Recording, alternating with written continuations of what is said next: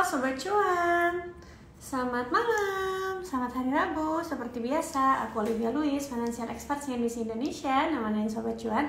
Di segmen Cuan Curhat bareng Sobat Cuan. Tema kita hari ini adalah kita mau membahas terkait akhirnya BI Rate ditetapkan ditahan di angka 6%. Nah, kita lihat-lihat dulu yuk IHSG per hari ini pergerakannya seperti apa. Sobat Cuan, apa kabar portofolionya? Ada yang nyangkut, ada yang tetap cuan, atau ada yang lagi punya cash tapi kebingungan mau masuk saham apa, atau ada yang habis cut loss. Jadi hari ini Sobat Cuan IHSG itu ditutup melemah 0,7%. Meskipun tadi sudah ada hasil pengumuman BI ya bahwa suku bunga ditahan, tapi ternyata tidak membuat IHSG rebound. Nah, kalau kita lihat IHSG sendiri akan ada potensi mengalami penurunan kembali atau melanjutkan penurunan kembali ke area supportnya di level 7.050 gitu. Porto saham merah, porto kripto hijau, sama-sama. Jadi karena untungnya diversifikasi, punyaku yang saham US-nya hijau semua, kriptonya juga. Porto sahamnya merah, yang IHSG ya maksudnya malam-malam. Oke, tapi kemarin sebenarnya aku udah ada taking profit ya sebelumnya. Jadi kalau sekarang merah ya udahlah, wajar-wajar aja. Yang penting sebelumnya udah ada taking profit. Nah, kalau kita ngomongin terkait dengan penahanan suku bunga ini, sebenarnya apa sih pertimbangan Bank Indonesia mempertahankan BI Rate di level 6%? Kalau Sobat Cuan baca-baca kalender di investing.com, nanti malam itu kan ada rapat FOMC ya, The Fed. Nah, nanti malam tuh The Fed ada kemungkinan menurunkan suku bunga gitu. Tapi kenapa Bank Indonesia-nya kalau perkiraan nanti malam The Fed turunin suku bunga, masih belum nurunin suku bunga? Jawabannya itu karena demi menjaga stabilitas rupiah. Kita tahu rupiah terus melemah, sekarang tuh udah di level 16.000 ya Sobat Cuan. Yang dimana kalau misalnya nanti suku bunganya ikutan turun, itu akan menambah outflow dari pasar modal Indonesia. Kenapa demikian? Karena kalau suku bunga Indonesia turun, itu tandanya spread antara suku bunga Indonesia dan spread antara suku bunga Amerika itu jadi lebih dekat. Kalau misalnya jadi lebih dekat, nanti jadi kurang menarik di mata investor asing gitu. Nah, kalau kita lihat hari ini tuh marketnya volatil, kripto juga cukup volatil ya, Sobat Cuan. BTC meskipun kemarin sempat ke 107.000 US dollar, tapi sekarang itu tadi aku lihat sempat ke 103 US dollar, terus altcoinnya juga pada turun. Terus pasar saham kita IHSG juga menurutku pribadi karena menanti FOMC nanti malam. Seperti minggu lalu juga aku ada sempat bahas menjelang FOMC itu pasti volatilitasnya akan semakin meningkat. But kalau kalian meyakini nanti malam turun suku bunga, sebenarnya ini waktu yang tepat kalau misalkan kalian mau ngambil altcoin lagi. Kalau misalnya kelewatan yang minggu kemarin ya, gitu. Oke, ini ada pendapat dari BJ yang buat rupiah melemah ya para pejabat BI yang merampok uang rakyat. Kalau demikian kok buktinya negara-negara lain itu juga melemah. Jadi gini, yang melemah itu bukan mata uang negara kitanya, tapi yang menguat itu US dollarnya. Nah, kalau udah baca IG story aku kemarin Sobat Cuan, di situ jelas-jelas aku sudah memunculkan gambar-gambar nilai tukar bukan hanya US dollar to rupiah, tapi US dollar to Malaysian ringgit, baht, terus juga peso Filipin, terus juga Brunei gitu ya, kecuali Singapura dollar karena memang kondisinya berbeda. Itu semua mengalami pelemahan, dan titik pelemahannya itu dimulai mata uangnya itu ketika bulan November, yang dimana bulan November itu adalah pemilu Amerika Serikat. Jadi ibaratnya Sobat Cuan, tadinya kan dolarnya udah sempat melemah, ingat nggak waktu bulan September dolar itu sempat 15.000 gitu. Nah, di negara-negara lain pun sama, dolar itu udah sempat melemah gitu. Tiba-tiba di bulan November berbalik arah ketika Trumpnya itu menang pemilu gitu ya. Karena apa? Karena ya mungkin minggu lalu juga aku udah sempat bahas banyak terkait dengan kenaikan bea impor yang akan ditetapkan di Amerika. Diekspektasikan bahwa nantinya Amerika akan mengalami inflasi seperti itu. Oke, kita baca pertanyaan. Kalau nggak jadi turun bunganya, apa yang terjadi? Tentunya kalau misalnya suku bunganya nggak turun, Indonesia ya, misalnya stuck di angka 6%, tentunya kita melihat bunga kredit itu masih mahal. Ketika bunga kredit itu masih mahal, tentunya orang akan cenderung menahan diri untuk konsumsi. Jadi kalau teman-teman baca buku ilmu pengantar ekonomi ya, misalnya buku ilmu pengantar ekonomi, di sana itu diterangkan. Jadi bunga kredit ketika tinggi untuk orang kaya, mereka akan cenderung mendingan nyimpen uang mereka di instrumen yang memberikan imbal hasil yang tetap seperti deposito atau misalnya obligasi pemerintah gitu ya, karena yieldnya tuh tinggi. Jadi buat apa mereka belanjain? Tapi untuk orang miskin atau untuk menengah ke bawah, ketika bunga kredit itu membuat mereka jadinya nggak bisa ngambil hutang. Bisa ngambil hutang tapi bayar bunganya terlampau tinggi. Akhirnya mereka akan menahan diri untuk ngambil hutang dulu, nggak mau buru-buru ngambil hutang dulu gitu. Misalnya kayak utang KPR atau misalnya KKB atau apapun itulah, KTA dan sebagainya. Ini ada di buku ilmu pengantar ekonomi, teman-teman bisa baca aja, bisa beli gitu ya.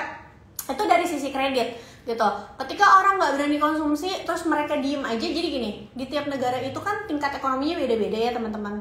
Ada yang memang benar makan tabungan, tapi ada golongan-golongan yang justru tabungannya itu meningkat gitu, dan mereka juga nggak mau spending gara-gara suku bunganya masih tinggi. Jadi mereka berpikir, ngapain aku harus keluar duit untuk konsumsi kalau misalnya aku simpan uangnya misalnya bisa beranak 6-7% per tahun tanpa aku harus pusing-pusing gitu ya. Itu dari sisi kredit. Nah selanjutnya adalah kalau misalnya untuk perusahaan gimana? Tentu kalau misalnya bunganya masih tinggi, perusahaan-perusahaan yang punya hutang nih teman-teman, punya hutangnya itu dia misalnya bunganya floating, tentu ini akan membebani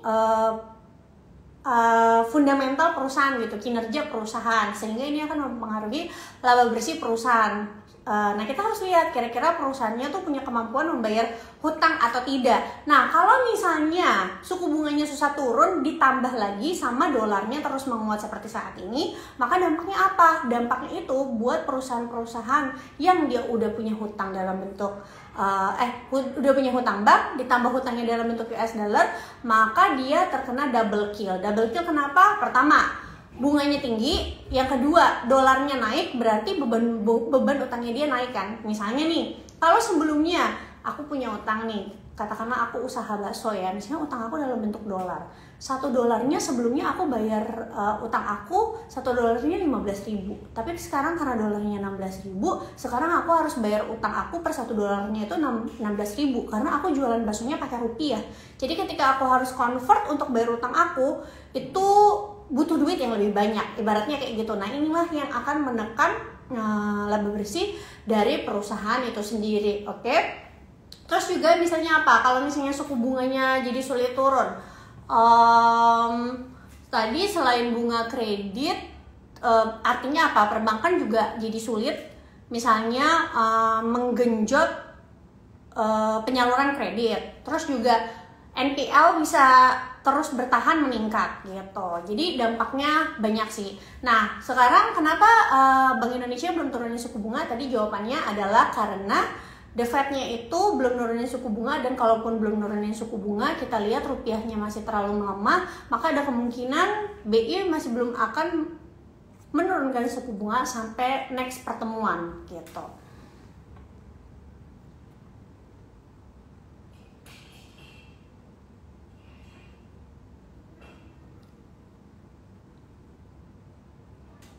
Bagaimana kisah saham akhir Desember ini? Menurutku tahun ini nggak akan ada window dressing. Kenapa? Karena kita patokannya adalah US dollar. Selama US dollarnya masih menguat, saham-saham blue chip kita itu akan sulit mengalami kenaikan.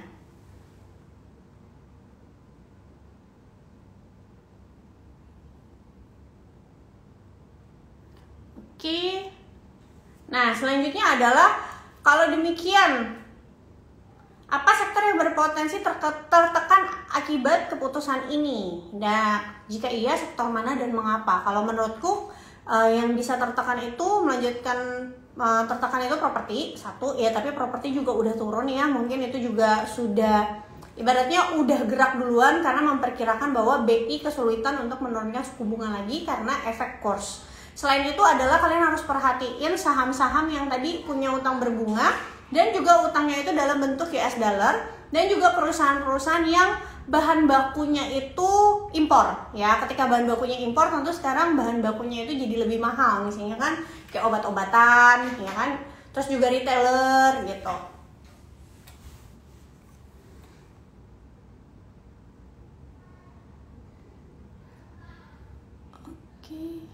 Jadi waktu beli dong ya, kalau menurutku kalau misalkan kalian ekspektasi tahun depan ada rebound di IHSG level-level 7.000-an itu bisa untuk area buy. Tapi disclaimer ya teman-teman, menurutku reboundnya IHSG di tahun depan itu tidak akan bertahan lama ya, paling hanya 2-3 bulan aja. Kenapa bisa demikian? Karena tahun depan itu ada potensi dolarnya itu akan terus menguat ya. Jadi tadi aku bilang ketika dolarnya terus menguat itu akan membuat pasar emerging market itu susah rebound. Kecuali China, kalau nanti China nerbitin stimulus. Karena apa? Karena pasar sahamnya China tuh memang udah murah banget. Jadi ketika China-nya nerbitin stimulus, pasti stimulus itu juga akan dipakai untuk membeli saham-saham di pasar sahamnya mereka gitu ya. Nah, kita harus lihat ada potensi IHSG rebound itu kemungkinan besar itu ketika nanti menjelang Big Bang itu bagi dividen. Jadi biasanya Big Bang itu bagi dividen antara bulan Februari sampai bulan Maret, tergantung perusahaannya ya. Teman-teman nanti bisa lihat historinya aja. Kayak BRI itu sekitar bulan Maret, biasanya lebih dulu. Nah, ini momen-momen bisa jadi momen Big Bang itu nanti pada rebound. Kenapa? Karena secara valuasi sebenarnya saham-saham perbankan ini sudah cukup murah gitu ya. Bahkan kita udah bukan ngomongin fundamental masalah NPL lagi, tapi penurunannya itu menurutku ya diperparah hanya karena kurs aja. Jadi once nanti misalnya asing melihat oh ini udah cukup menarik dan mereka mau dapetin dividen dari Big Bang, mungkin mereka akan kembali lagi, tapi balik lagi reboundnya itu nggak akan sustain. Jadi ada kemungkinan ketika sell in May and go away, marketnya itu akan kembali terkoreksi lagi kalau rupiahnya itu tidak berhasil menguat. Nah teman-teman, oh ya tadi juga aku ada sempat kelupaan menyampaikan ketika suku bunganya masih tinggi itu akan menyebabkan imbal hasil instrumen investasi yang memberikan kepastian imbal hasil itu tinggi returnnya, misalnya kayak deposito. Terus sekarang kan di Indonesia ada apa tuh, SRBI ya, gila SRBI-nya aja 7% teman-teman. Terus obligasi pemerintah ya. Nah kita harus tahu semakin rendah resiko dari sebuah instrumen investasi, tentu imbal hasilnya juga makin rendah. Tapi ketika suku bunganya lagi tinggi, biasanya instrumen-instrumen yang rendah resiko ini imbal hasilnya tuh tinggi-tinggi ya kan. Kayak sekarang obligasi pemerintah yang 10 tahun cukup banyak yang returnnya itu sekitar 7%.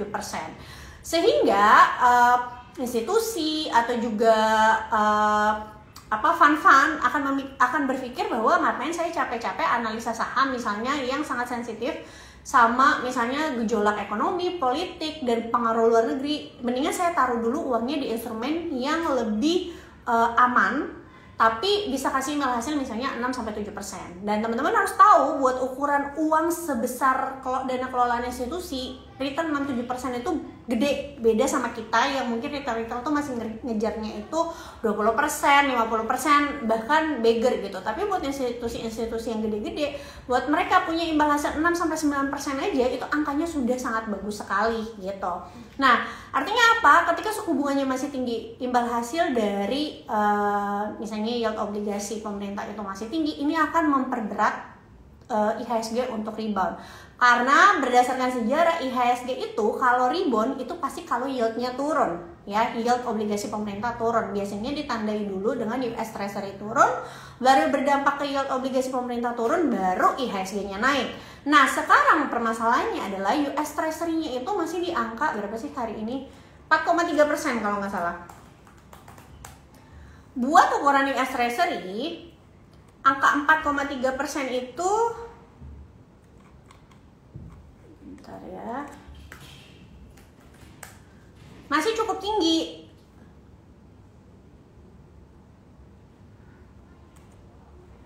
Bentar aku lihat ini dulu. Sekarang itu kalau nggak salah sih 4,3% ya, 4,4% bahkan. Indonesian government bondnya itu 7%, Sobat Cuan.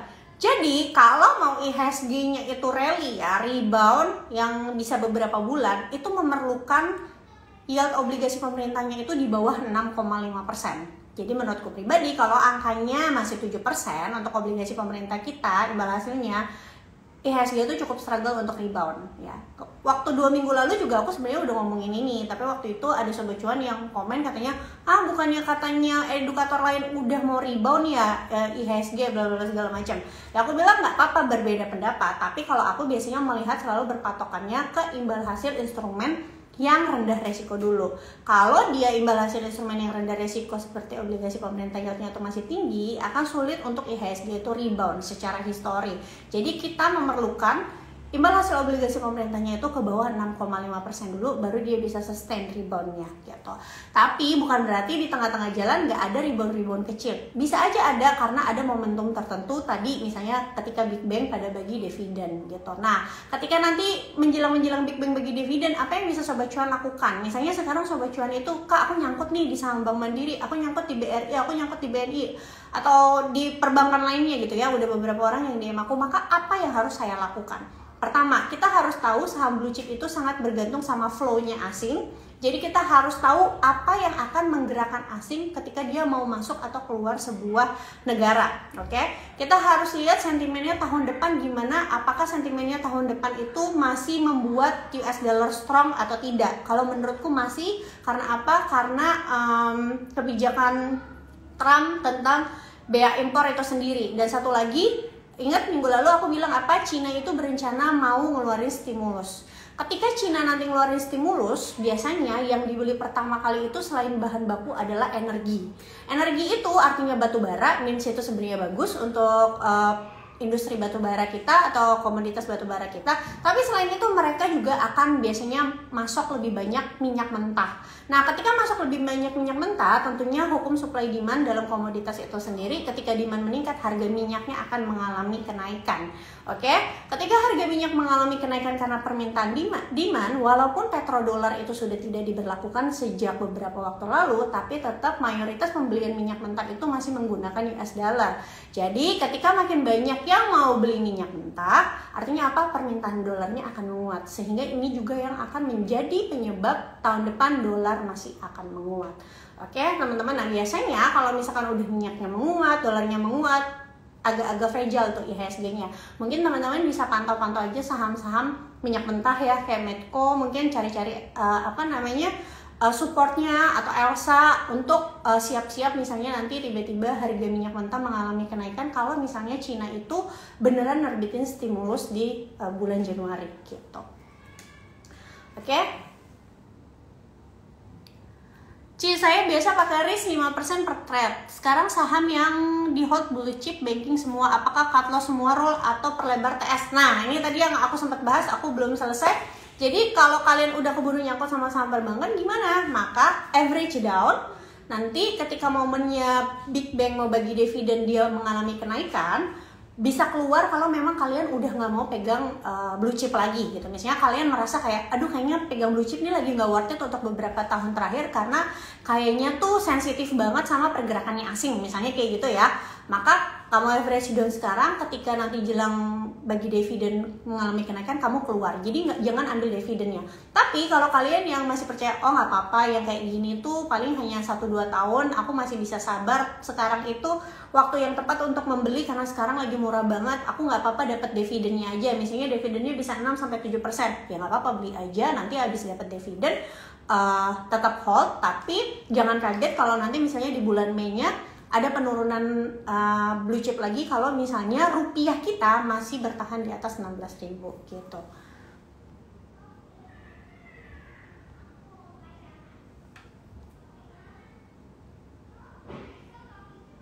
Minggu kemarin mah ini aja lah, technical rebound. Kan gini, ketika market itu lagi sideways atau dia lagi downtrend, bukan berarti market itu nggak bisa naik, teman-teman ya. Jadi pergerakannya tuh pasti ada naik, ada turun, ada naik, ada turun gitu.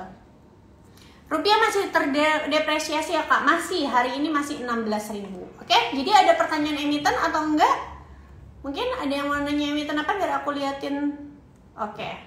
Nah, Telkom ini sama ya teman-teman, kan termasuk sama blue chips.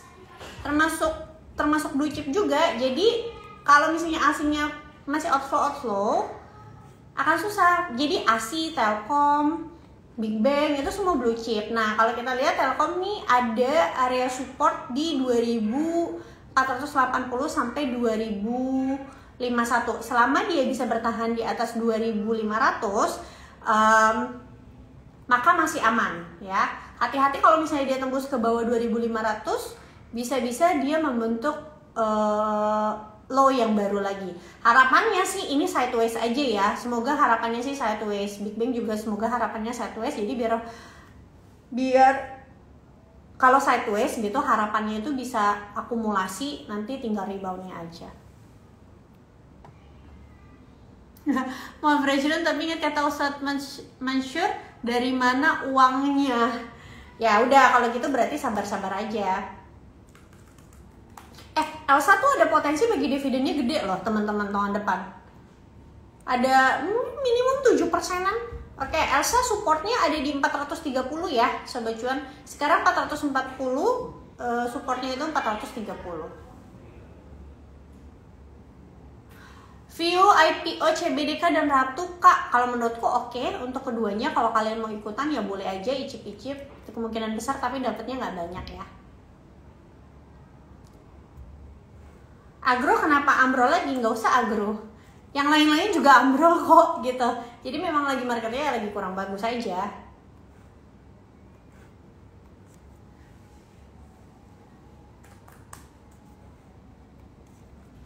Aduh, MDKA new low lagi ya.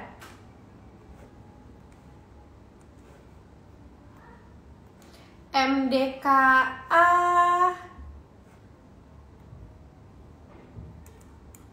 bentar,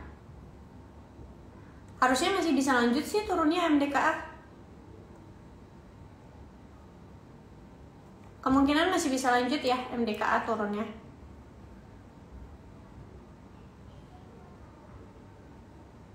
Masih bisa lanjut.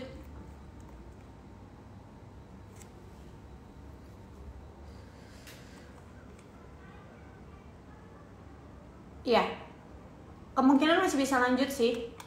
Hati-hati aja.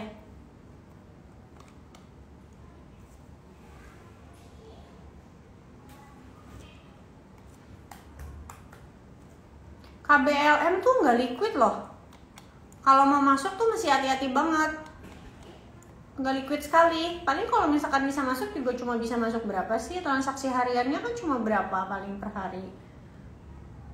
Cuma, ya ampun, kecil banget, kayak cuma berapa juta transaksinya per hari. Hati-hati bisa masuk nggak bisa keluar. Area supportnya sih ada di 270 untuk KBLM. Hanya Bitcoin yang teruji sampai saat ini. Ya itu kan karena lagi naik, komennya pasti kayak gitu. Coba kemarin-kemarin beberapa bulan lalu pas ke 50.000, komennya beda lagi. Semua itu tergantung waktu ya Sobat Cuan.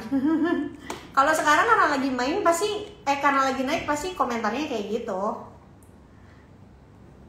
Oke. Nah, aku kan makanya udah ngomong juga sama Sobat Cuan beberapa kali ya, sebaiknya memang melakukan diversifikasi. Diversifikasi itu bisa ke berbagai hal, misalnya kalian diversifikasi ke obligasi pemerintah, atau diversifikasi ke saham US, atau misalnya mau diversifikasi ke kripto juga nggak apa-apa gitu. Kayak contoh portoku nih yang lagi sangat menghibur ya saham-saham US stockku gitu, karena kan waktu itu aku belinya pas carry trade kan, yang pas lagi jatuh-jatuhnya, sekarang udah tinggal manennya aja. Mau beli lagi juga kan bingung ya, mau cari area buy-nya gitu. Paling yang masih berani-berani beli dari kemarin-kemarin tuh Tesla gitu. Paling aku sekarang lagi nunggu tuh MicroStrategy sebenarnya. Lagi nungguin aja kapan Bitcoinnya turun. Kalau misalkan Bitcoinnya turun, biasanya MicroStrategy-nya juga ikutan turun, udah nyiapin cash untuk beli gitu. Semoga sih MicroStrategy-nya dikasih ke area 270 sampai 300 dolar gitu. Oh ya, nanti malam jangan lupa ada The Fed. Kalau kalian mau masuk altcoin, menurutku boleh ya sebelum The Fed ngomong. Pilihannya menurutku ada Solana, Ethereum juga bisa, tapi kalau kalian mau imbal hasil yang lebih gede mungkin di level saat ini yang lebih menarik itu Solana. Ini kita kalau ngomongin yang market cap-nya gede ya teman-teman. Kalau ngomongin yang market cap-nya kecil-kecil aku nggak berani, soalnya biasanya volatilitasnya tuh sangat tinggi banget, jadi aku hanya berani ngomongin koin yang market cap-nya gede. Kalau untuk Bitcoin sih aku nggak berani dulu ya di level saat ini. Mungkin lebih menariknya itu altcoin yang udah cukup lumayan banyak turunnya dari high-nya kemarin. Misalnya selain itu ada Doge juga cukup menarik gitu. Tapi kalau kalian mau yang lebih aman-aman aja, Solana bisa jadi pilihan. Sebelum The Fed FOMC nanti malam ya. FOMC-nya kalau nggak salah jam 2 malam gitu.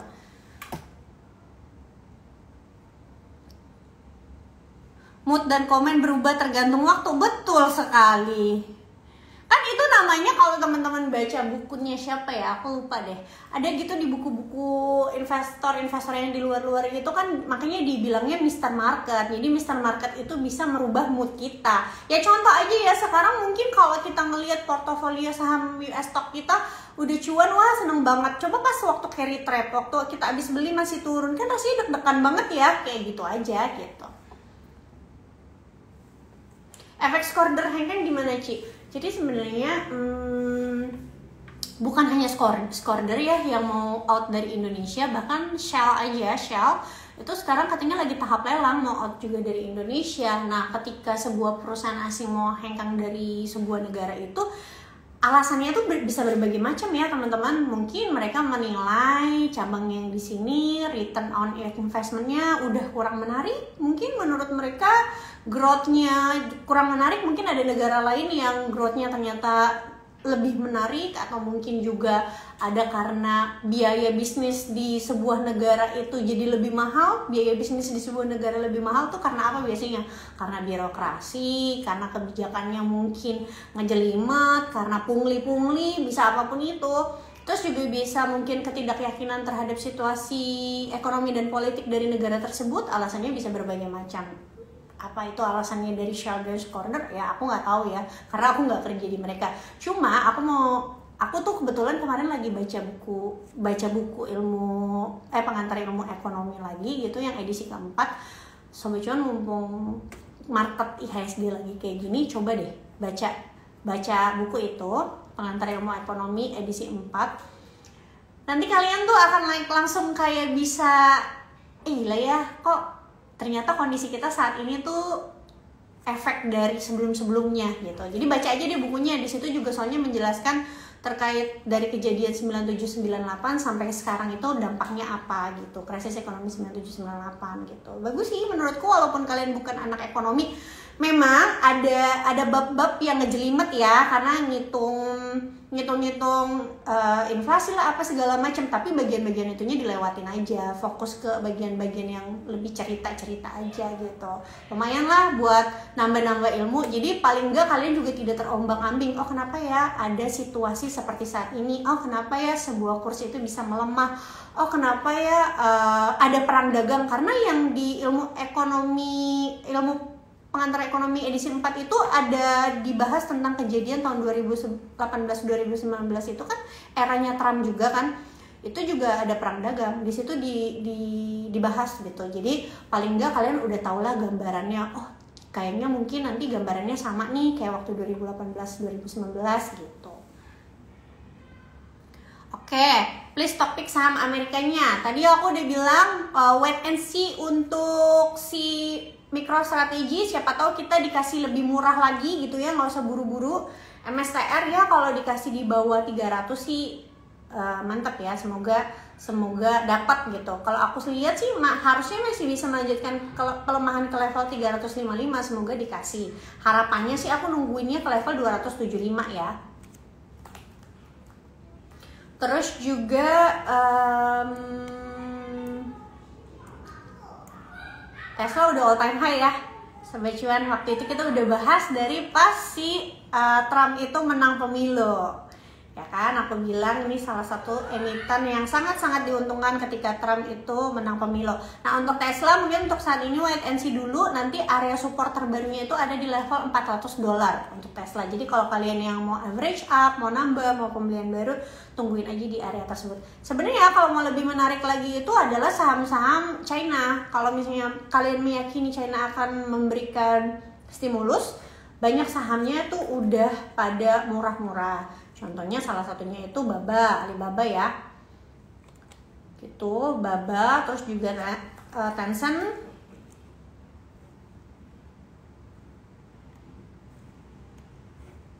Terus juga bentar aku lihat nih masih bisa masuk nomor satu saham ini. Ini juga waktu itu udah pernah aku rekomendasikan dan harga sahamnya udah naik ya. PayPal. Nah sekarang lagi di area resistance.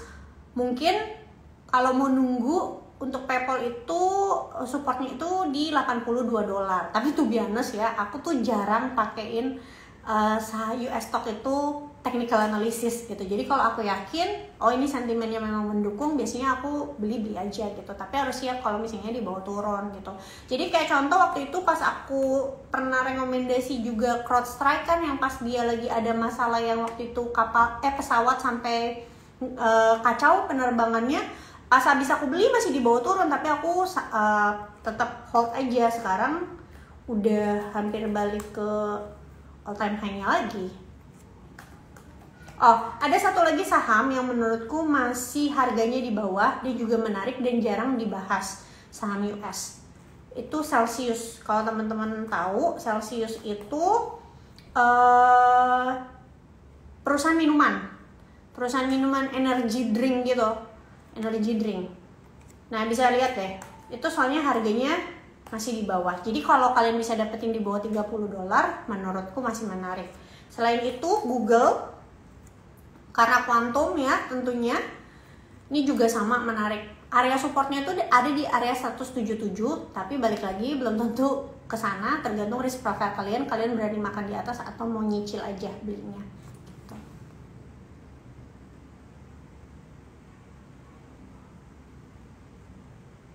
Oh, spill cover bukunya.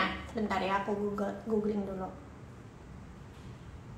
Ilmu pengantar ekonomi.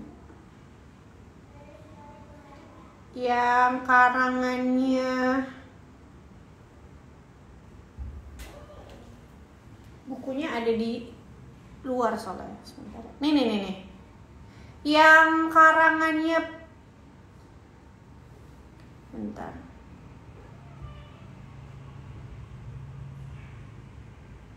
Nih, yang karangnya Pak Pratama Raharja yang ini. Ya, kalau kalian ada waktu boleh baca. Tulis.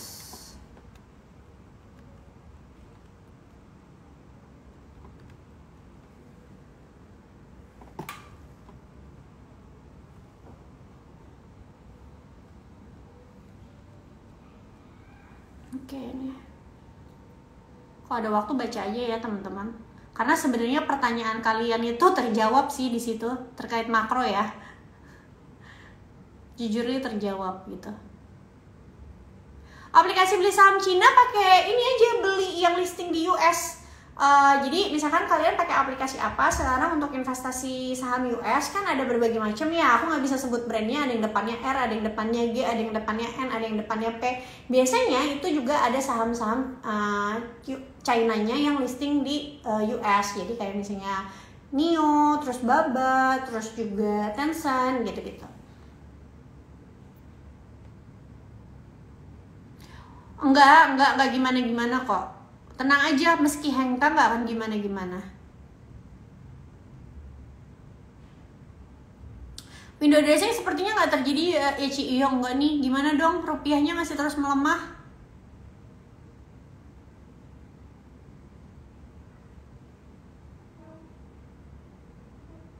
Nah ini, tadi kita udah bahas nih, dolar bakal strong deh beberapa bulan ke depan, betul. Jadi padahal waktu itu udah sempat melemah ya karena suku bunga turun, tapi karena Trumpnya menang tiba-tiba balik ke arah gitu. Ada nggak sih saham yang diuntungkan dengan dolar naik? Saham yang diuntungkan dengan dolar naik. Saham yang operasionalnya itu pakai dolar. Bukan operasional, pendapatannya pakai dolar. Pendapatannya pakai dolar tuh kan biasanya kan ekspor ya, yang kayak misalnya Mayora itu kan soalnya dia 40%-nya itu kan ekspor. Perhatiin deh, Mayora itu kalau misalnya dolarnya lagi menguat, dia punya laba bersih itu naik karena ada selisih kurs ya, keuntungan selisih kurs. Terus juga sebenarnya pertambangan, tapi kan permasalahannya pertambangan itu kan juga bergantung sama si harga acuannya itu loh. Jadi bisa aja dolarnya menguat, tapi harga acuannya itu lagi tinggi apa lagi turun gitu. Terus demand terhadap si komoditasnya itu juga lagi bagus atau enggak. Tapi mostly yang diuntungkan itu adalah perusahaan-perusahaan yang banyak ekspornya. Kalian nanti bisa cari aja kira-kira perusahaan mana yang banyak ekspornya. Yang aku tahu sih ya Mayora gitu salah satunya. Cuman gini, ini aku ada cerita ya. Jadi kan teman-teman tahu kan sekarang itu, bukan sekarang sih, belakangan ini kan lagi semenjak pemerintahan baru lagi ibaratnya ketat-ketatnya impor barang masuk karena mau ngehalo ibaratnya impor-impor ilegal gitu. Akhirnya banyak bahan baku itu sekarang yang sulit impor. Nah, ketika bahan baku itu sulit impor, perusahaan-perusahaan yang mau ekspor jadi kesulitan gara-gara bahan bakunya itu lagi nggak bisa diimpor untuk sementara waktu gitu. Sama-sama. Iya, tapi kan sayangnya Indonesia kan sebenarnya bukan net eksportir ya minyaknya gitu.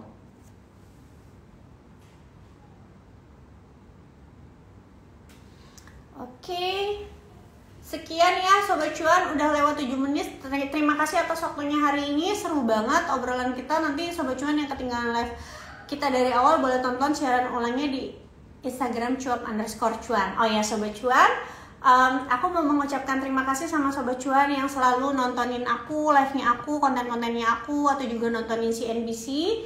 Aku mau terima kasih karena kalian udah setia nontonin aku di Cuap Cuan 2,5 tahun ini. Dan aku mau bilang kalau ini adalah hari terakhir aku live Instagram di Cuap Cuan. Semoga di lain kesempatan kita bisa bertemu lagi. Aku pamit undur diri, aku Olivia Louis, Financial Expert CNBC Indonesia. Terakhir kalinya pamit undur diri sama kalian. Bye-bye Sobat Cuan, sampai ketemu lagi di lain kesempatan.